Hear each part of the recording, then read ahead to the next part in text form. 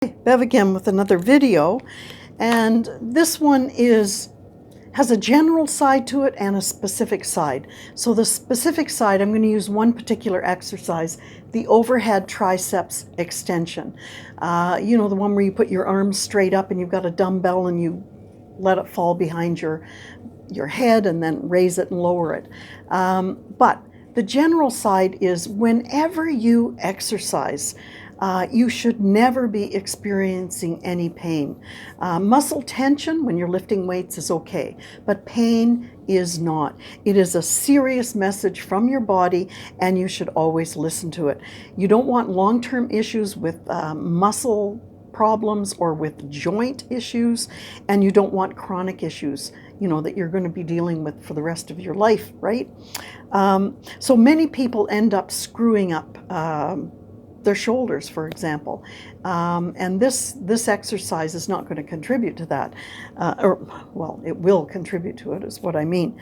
You know, when you screw up your shoulders, it's like having bad knees, right? You feel old real fast.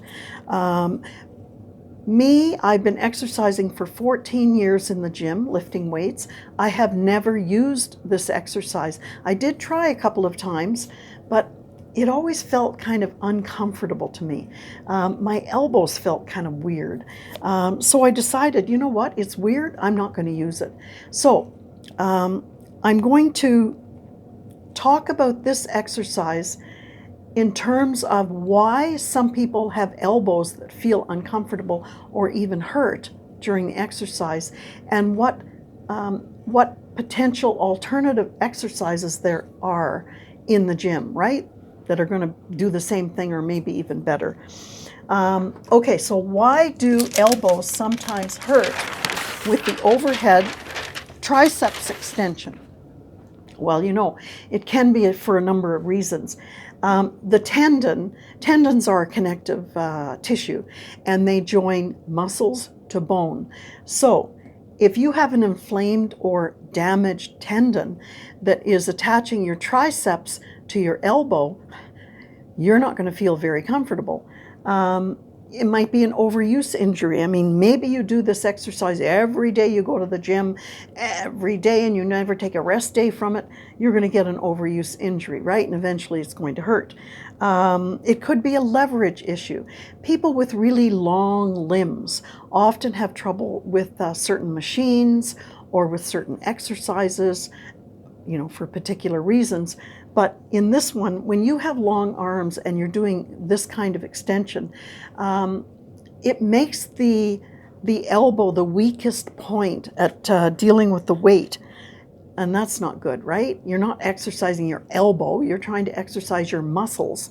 And the other thing is, this exercise uses a lot of the long head of the triceps muscle, right? It has 3 heads, so it uses the long head. Now, if you have a weak long head, what happens is your scapular positioning is not ideal. And so you're still doing this exercise, so your body adapts, right? It sends in nearby muscles to begin compensating for what you're doing. And you may not notice that, but after a while, you're going to get some pain, because they can't compensate forever, right? They weren't meant to do what you're making them do. Okay, so as I say, pain is a signal from your body, and no matter what the exercise, you really have to listen. So what are the alternative exercises that I use to avoid this exercise? Well, I do cable kickbacks. Now, you can use 1 or 2 arms, doesn't matter. I use 1 arm, you know, I do alternating. And this is an exercise, you have a cable machine, you drop the cable down to your waist or a little higher than your waist. Then you lean over with a straight, I'm going to not be leaned right over, you won't see me, but your arm is in line with your body, and you pull the cable back. Okay, so all the way back, and notice I am not moving any other joint except my elbow, and I'm straightening the arm right up, just as you would do in a lying dumbbell extension, right? This is kind of the fallback. A lot of people do this. Great exercise, and you can use, you know, if you want, you can use a slight angle with your arms and drop them a little closer to your head by, 10, maybe 10 degrees or so. So both of these are good. Tricep cable press downs, excellent. You can use a bar, so you can use a reverse grip or an overhand grip. You can use a rope, right? Press down the rope, but I would suggest press the rope out. Press the rope out and not just down to make the exercise a bit more beneficial. Now, barbell presses are obviously a press exercise, and they're done for the pecs or the chest. They do pull in the front of the shoulders and the back of the arms, so the anterior delts and the triceps. Now, if you want to pull in more triceps than normal on that exercise, then you can reverse your grip, or you can close your grip in closer, right? Normally you're like this with the barbell, so bring your arms in. You're going to bring in more triceps. Reverse them, a lot more triceps. And believe me, you're not going to be able to push as much weight on that barbell when you do it. But that's okay, just it's all goals, right? So the other interesting thing I want to point out is each one of these will activate a different percentage of muscle, right? You're after triceps. So I really love cables. I have to say these two are great.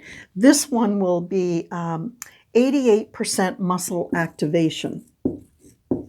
And this one, depending on whether you use the rope or the bar, it's going to run in the lower 70s, still good. I love these two because I love cables. They give a constant tension, right? There's no kind of easy side to the movement. This one is 62, and this again is in the low 60s. So, all of this is good. I'm not saying that these are not good. I'm just pointing out that no matter what exercise you use, you're going to be pulling in different percentages of the primary muscle that you're after, okay? So my general point is, please do not allow any pain in your workout. Tension, great. Pain, bad. So I'll see you in the next video. Bye for now.